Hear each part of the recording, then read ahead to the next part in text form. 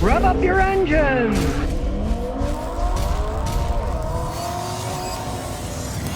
Well, no surprise, the United States government just passed a stopgap bill to avert the government shutdown. Because, if you don't know, the government's bankrupt because all they do is borrow money, and now they can't even pay back the interest on the money that they're borrowing because the interest rate went up. It worked for a while when the interest rate was almost zero, but now with the higher interest rates, they can't even pay the interest back on the money that they're borrowing, yet they're still borrowing more money. So, in fact, the government is bankrupt. Well, this seems to happen all the time now, and what they do is say, we've got a stopgap thing so we can continue going without shutting the government down.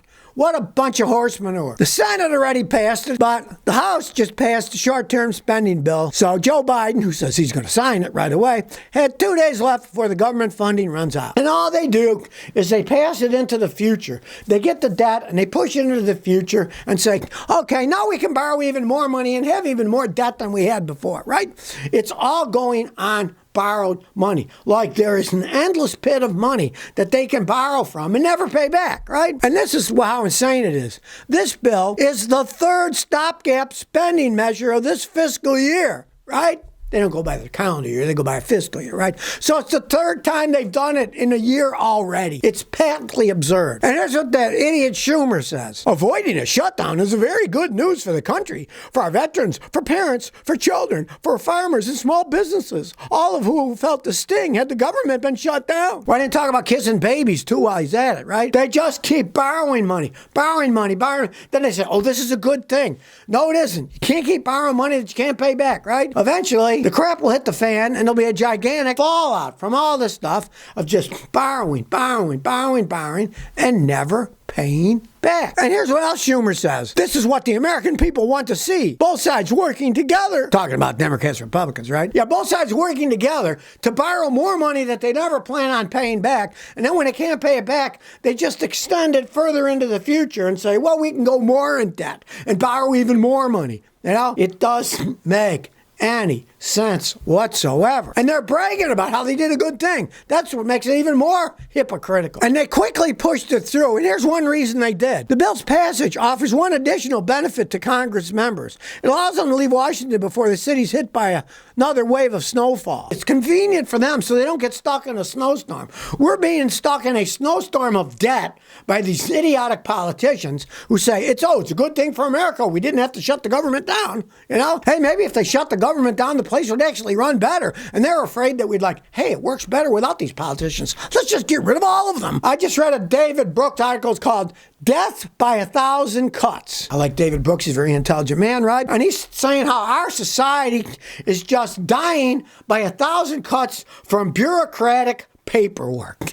And man, did he hit the nail on the head. It's not only that growing bureaucracies cost a lot of money, they also enervate American society. They redistribute power from workers to rule makers and sap initiative, discretion, creativity, and drive. It's just insane, the bureaucracy that has taken over. And there is no logic behind any of it. I'll give you a perfect example. My mother recently passed away at 96, right? When she was 96, the government was trying to get tax money out of her saying, we think she owes money, right? Now, she worked part of her life at Board of Education, had a tiny pension, and with my father's Social Security, she's pulling on $20,000, $22,000 a year to live on, right? And at the time, we had her in assisted living, and that was costing us about $50,000 a year.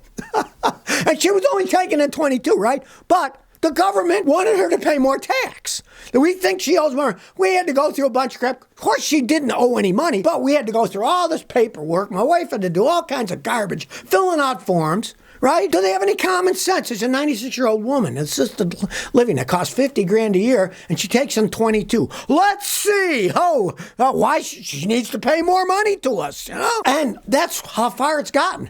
They don't take anything into consideration but their stupid little rules with stupid little bureaucrats, and it's everywhere. Look what's happening in universities. Massachusetts Institute of Technology, they now have 8 times as many non-faculty members as faculty employees. In the University of California, California system, the number of managers and senior professionals swelled by 60%. So the bureaucrats have increased by 60%, but the number of tenure-track faculty members grew only 8%. So we got 60% versus 8%. That is how many more bureaucrats there are than they have tenured teachers who are supposed to be teaching. I thought the idea of university was to teach people, not to create a rampant bureaucracy. And a guy that I really like, Jordan Peterson, that's one of the reasons he left the University of Toronto. He couldn't stand the bureaucracy that had taken over the university that controlled just about everything. They were saying things like, well, we looked at your courses, you only got 20 kids in your class. You need to have 60 kids instead, but we're going to hire a whole bunch of more bureaucrats. You teachers can just teach more people, right? It's gone insane. The bureaucratization of our society has just hit a new high point of insanity. And of course, try to fight the bureaucracy, like he says in the article, and what happens takes so much time and effort that often you give up. I don't know about you, but my health insurance sometimes denies my family coverage for things that seem like obvious necessities. But then when you have to fight it, it takes so much time and energy, you just say, I'll pay it out of pocket, right? Which is what they want. The bureaucracies have run rampant, and they're getting further and further. I mean, it's true. It's just everything is becoming as bureaucratic as it possibly can. Nobody has common sense when it comes to these things, right? We need to get back to having some common sense. Common sense is not that common anymore, obviously, but this allowing the bureaucracy to take over has really gone too far. We need to do something about it. We need to stop these politicians and bureaucrats from being able to control everything. It's really gone too far. Well, if you saw that independent reporter from Australia who ripped John Kerry about how hypocritical they are, talking about, let's stop climate change, and they're flying jets all over the world to these conferences, well, he's further ripping them, saying all these leaders are out of touch. He isn't just saying John Kerry. He's saying all these people, and of course, he hit the nail on the head. They have this Davos event each year, right, about stopping climate change and stuff. And the guy said, hey, what about your carbon footprint? And Kerry just blew him off. Said it was a stupid question. Oh, yeah, probably the most intelligent question that was ever asked. The problem is, these politicians and these supposed green people and supposed news reporters who just kiss their rear ends and give them easy questions, this guy made actual questions that none of them will answer. And this reporter, Avi, says Kerry's defensive response was hypocritical as he continues to peddle climate alarmism around the globe. Won't answer the obvious question, which shows they are hypocrites. They are typical politicians. Remember, this guy ran for president of the United States one time, right? So he's about as political as they come. And as you're generally going to get with most politicians, do as I say, not as I do. Just like they had a climate thing at the UN a few months ago, right? In the United States. Here they all come riding in giant black SUV gas hogs to this thing, talking about how bad it is to drive around in big black SUVs and polluting the world, right?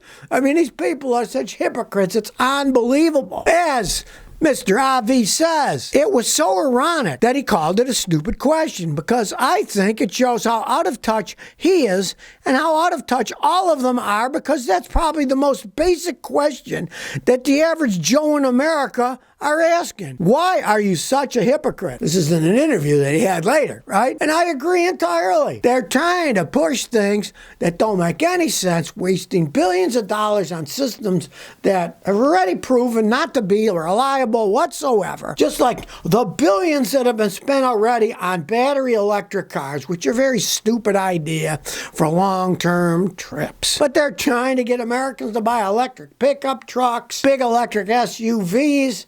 It's not practical. They're too big. They're too heavy. The batteries are too big. The batteries are too heavy. And then some of these idiots, we're going to have a battery electric truck. What a stupid idea. The batteries are so heavy that if they're pulling 40,000 pounds, they're going to need even bigger batteries. It take even longer to charge. It costs even more money. That can't go that far before they run out of electricity, right? So the question that he asked Kerry was basically equivalent to going to a company that's making battery electric trucks and saying, well, let's talk about real range and how far can you pull them, right? That would be like the people who are building a truck saying, well, that's a stupid question. We're not going to answer that, right? Hey, the guy hit the nail on the head. These guys are all hypocrites flying around the world in their jets, la-di-da-di-da, pretending that they care about the climate. It's a bunch of nonsense. Well, I got to give the mayor of New York kudos. Mayor Adams is trying to veto this controversial bill that requires New York cops to write reports on every street interaction they have. They're going to end up just like San Francisco and Seattle,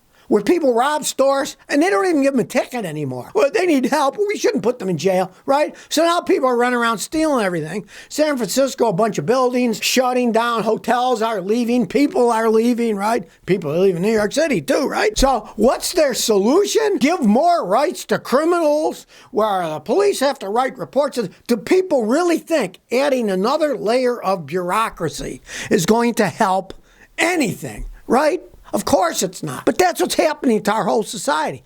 Levels of bureaucracy, insane levels. And then when I add another one, and thank goodness at least the mayor of New York's got common sense, and he wants to get this thing vetoed. He's got to change some of these council people's ideas because they had enough majority that he can't technically veto it by signing it. He's got to get more people to disagree with it so they don't have a big enough majority to let this thing go in, where every time the police look at something, they got to write a report for it. Let's face it, the world's gone mad, and at least this mayor of New York has some common sense. This is just insanity. Thank goodness at least the mayor is starting to put a stand against him, and he didn't fall in with all these other crazy woke people who have lost their minds.